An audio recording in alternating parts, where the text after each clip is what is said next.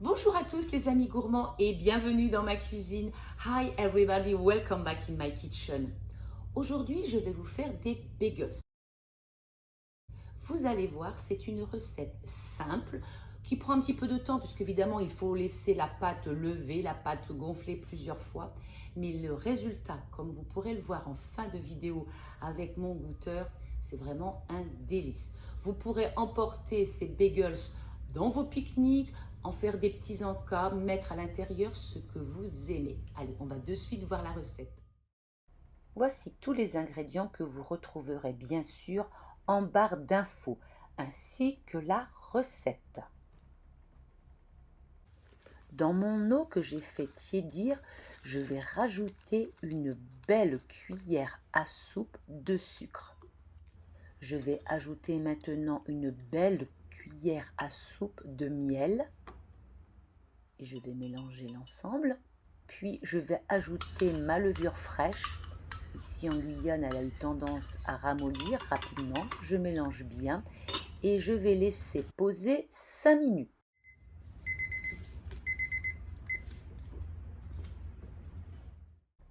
Dans mon robot, je vais verser ma farine. Puis je vais ajouter le sel. Je vais mélanger un tout petit peu avant de fermer le robot. Je vais mettre 10 minutes mode pétrissage.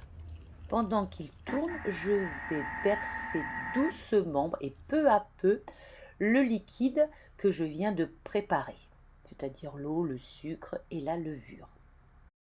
Puis je rajoute une cuillère d'huile d'olive et je laisse pétrir.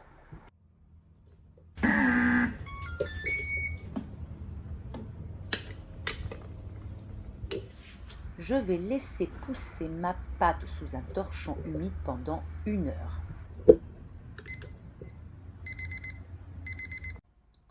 Ma pâte a doublé de volume. Je vais maintenant préparer mon plan de travail en le farinant. Je vais sortir ma pâte et je vais la pétrir légèrement pour former une jolie boule. Et maintenant, je vais la découper en plusieurs bâtons. Alors, cela dépend si vous en avez envie de gros bagels ou de petits bagels. On peut en faire facilement 6 ou alors 4 gros, c'est vous qui voyez. En fonction de votre famille, de vos goûts, de votre faim. J'ai choisi d'en faire 6.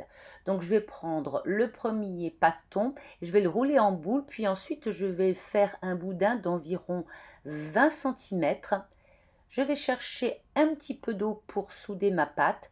Donc je le roule et quand j'ai atteint à peu près les 20 cm ou peut-être moins, ça dépend, je vais le tourner et je vais le souder avec mon eau. Et bien sûr, je vais faire exactement la même chose avec tous les autres. Une fois terminé, je vais les déposer sur une plaque recouverte d'un papier sulfurisé. Je les couvre d'un torchon sec et je les laisse gonfler à température ambiante.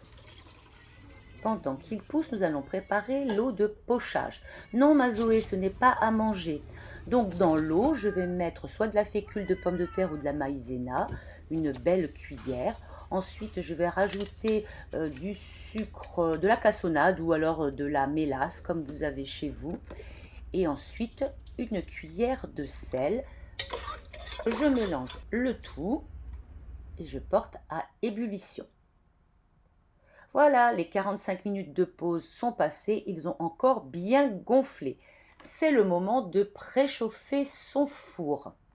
Quand l'eau commence à frémir, je vais plonger mes bagels 30 secondes de chaque côté. Ensuite, je vais les récupérer avec une passette et je vais les mettre à égoutter soit sur une grille ou soit sur tout autre ustensile qui permet de retirer l'eau. Et bien sûr, je fais la même chose pour tous les autres. Une fois terminés, ils ont l'air un petit peu fripounés, mais bon, ce n'est pas important, ne vous inquiétez pas. Je prends un blanc d'œuf et avec un pinceau, je vais en badigeonner tous mes bagels. Puis je vais pouvoir y ajouter les graines de mon choix, du sésame, des graines de pavot, des graines de lin. Cela dépend évidemment de nos goûts. Une fois terminé, on va passer à la cuisson.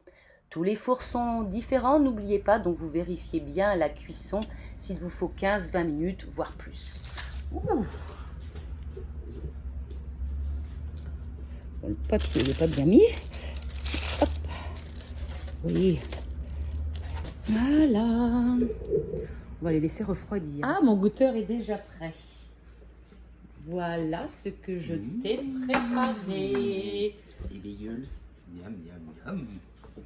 Alors, qu'est-ce que je vais bien pouvoir mettre dedans? Je les connais déjà, j'en ai déjà mangé des comme ça.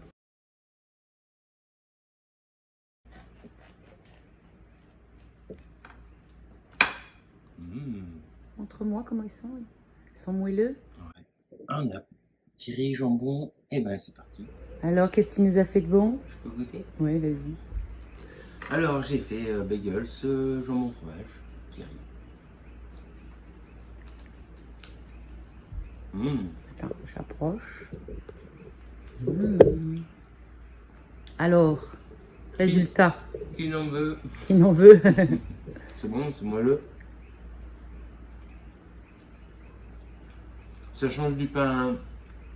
À sandwich? Ouais. Et du coup, ça fait un vraiment bon sandwich. Ouais, ça fait...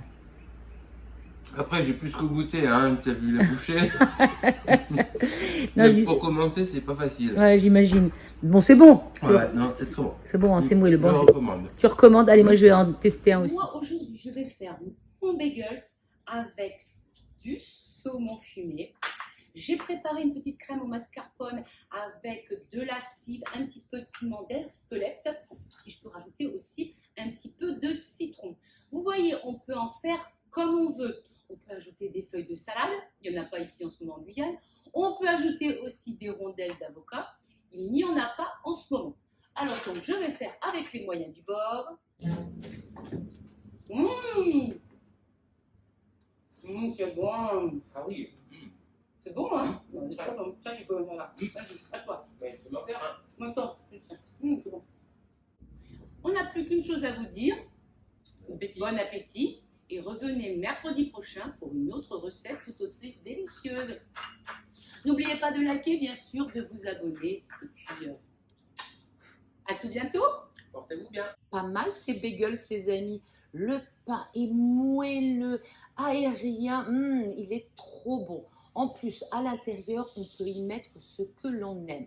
Alors évidemment, j'aurais bien voulu vous le présenter avec de la salade ou avec des carottes râpées ou d'autres ingrédients, mais il n'y en avait pas ici pour le moment. C'est à vous maintenant de mettre à l'intérieur tout ce que vous aimez. Et puis ensuite, vous partez en pique-nique, vous faites un petit encas. Bref, je suis sûre que vous trouverez mille et une façons d'accommoder ces bagels.